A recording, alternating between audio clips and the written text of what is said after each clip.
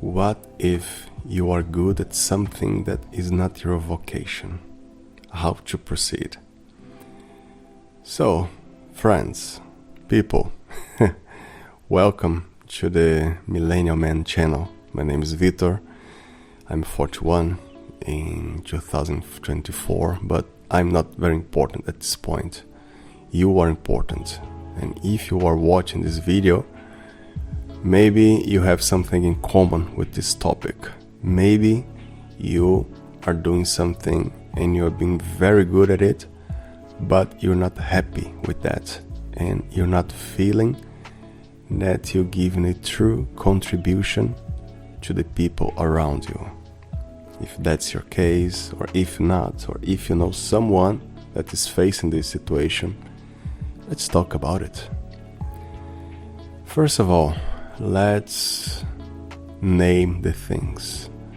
For the sake of this conversation, I will call vocation something that you've been called to do, something that you can do naturally, and that you have the feeling, and other people as well, that you are helping them properly.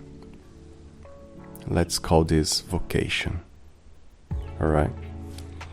And being good at something, if your performance is above average, if it's bringing money to yourself and to other people around you, but you don't really feel like doing what you're doing,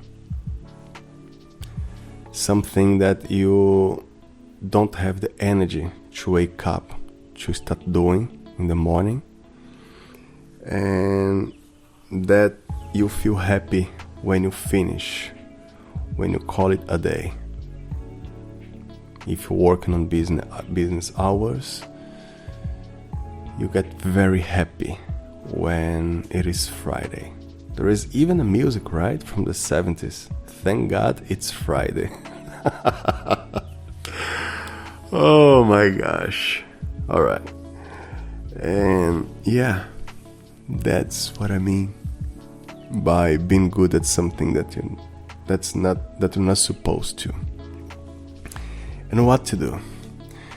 You know, when we are married, when we achieve a certain age, when we have obligations, it is not the easiest thing to simply quit what you're doing and pursue your dreams.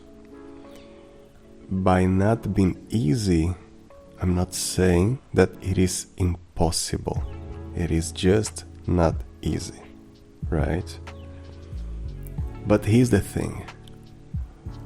When you reach the end of your life, what will you think of yourself today? Think that you are talking to yourself of 120 years old, and this person is looking at you. What do you think that this old version of yourself has to say about you? Hey buddy, hey me. Thank you very much, because you chose a path in your life that made me happy. And now that we are leaving the earth, we have the feeling that we fulfilled our purpose here, that we had a happy life, that we made people around us happy. Thank you very much. Or, now, you did what you believe that you should do, but the end was not very good, because you're so focused on things that you're not supposed to do. And we ended up just existing here, having some success at some things in life, alright? But not really fulfilling our purpose on the face of the earth. What's the choice? I know that life is not, as we say in Brazil, 8 or 80, you know? There are a lot of numbers between the 0 and the 100. But what if you can be closer to the 100? Meaning that you are closer to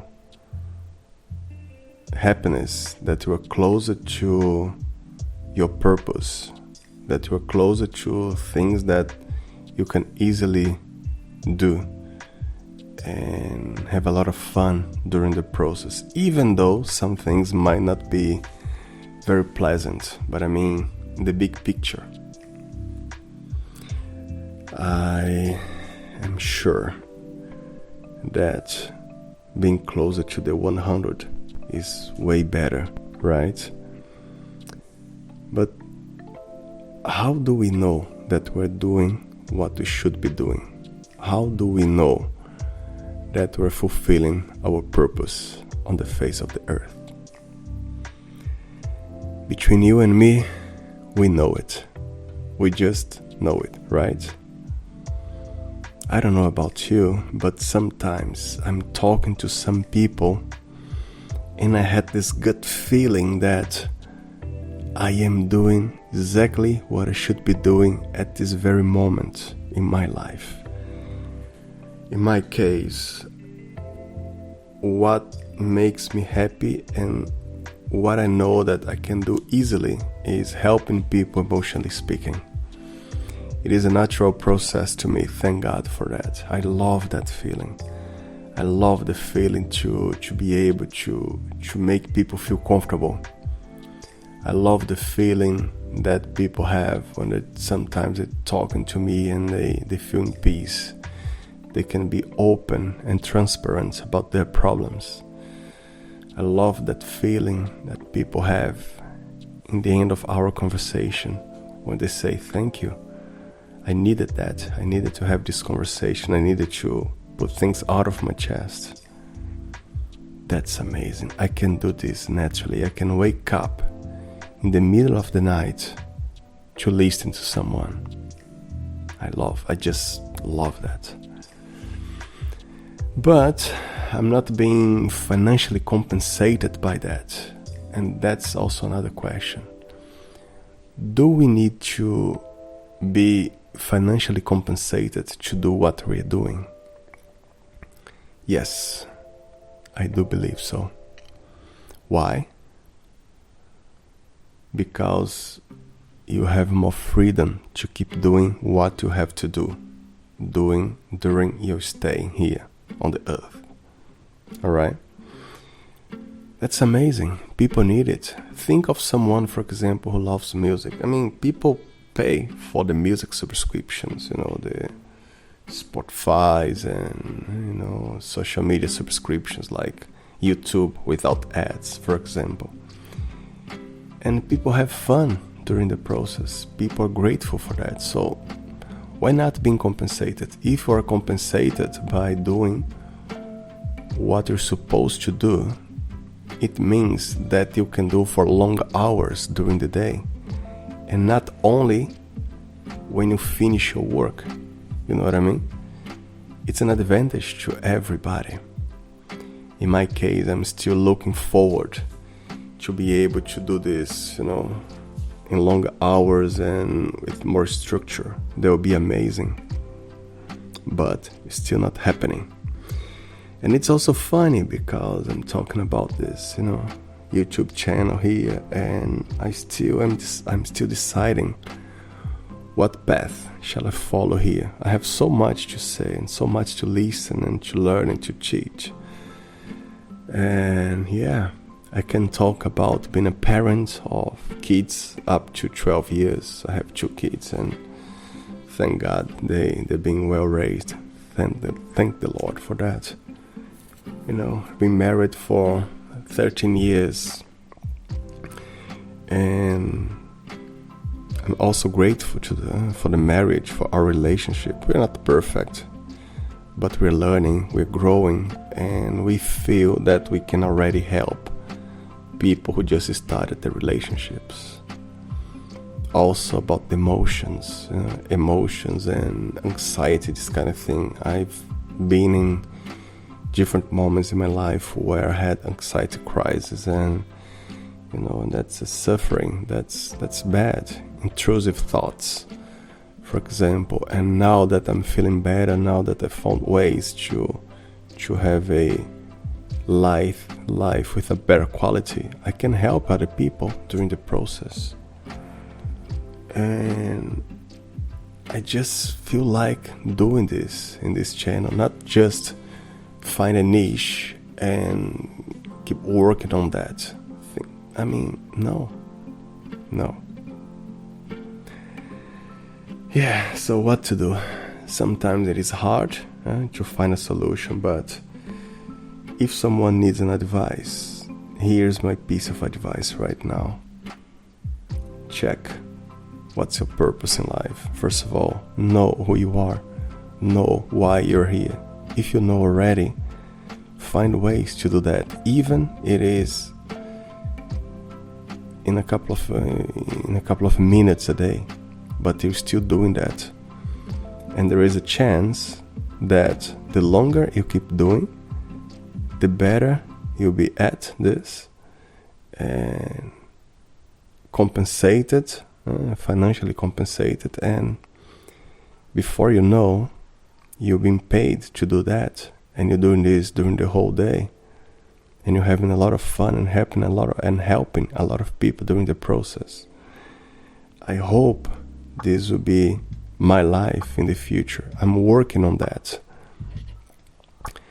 And if you're also facing this difficulty, this struggle at the moment, I strongly encourage you to at least think and talk to someone you trust about this and see what are the possibilities.